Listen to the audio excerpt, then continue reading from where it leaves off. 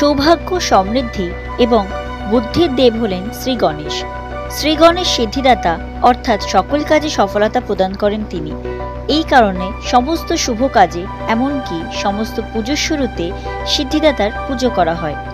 সিদ্ধিদাতার আশীর্বাদে সমস্ত কাজে সফলতা আসে।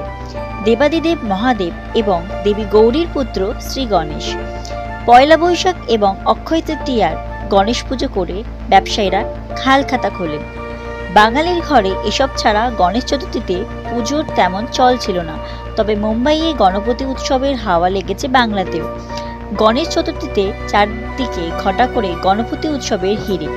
2014 সালে মাথাভাঙ্গা শহরে গণেশ চতুর্থীতে গণপতি উৎসবের সূচনা করেন চৌপতি সংলগ্ন এলাকার ব্যবসায়ীরা।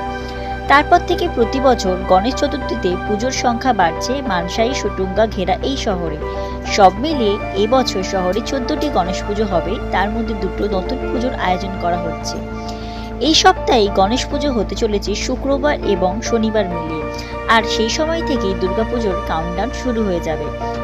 তবে এই বছর দুর্গাপুজোর আগে কুমোরটুলির এই চেনা ছবিটা উধাও হয়েছে। দুর্গাপুজোর বাকি 1 মাসের সামান্য বেশি সময়।